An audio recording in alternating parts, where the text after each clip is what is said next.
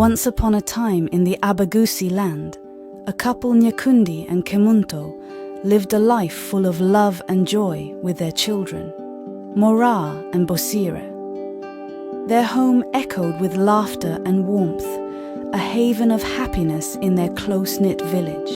But life took a cruel turn when Nyakundi fell gravely ill and passed away.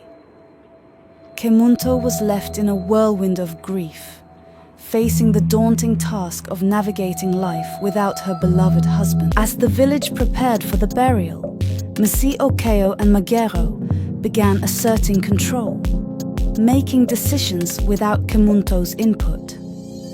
They pressured her about following traditional practices and her uncertain future as a widow. The burial was a day of deep sorrow and palpable tension.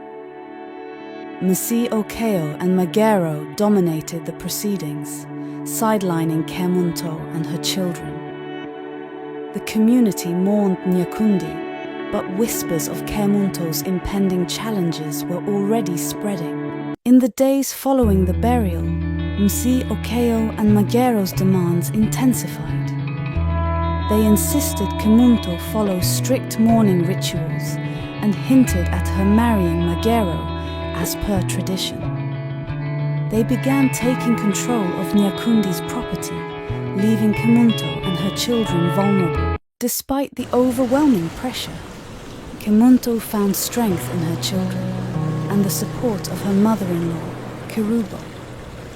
She sought advice from local women's groups and began to understand her legal rights.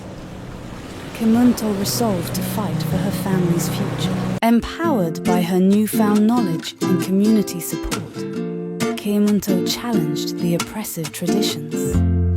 She gained legal backing to secure her children's inheritance and firmly rejected the notion of remarrying into the family. Kemunto emerged stronger from her trials, becoming a beacon of hope for other widows in her community.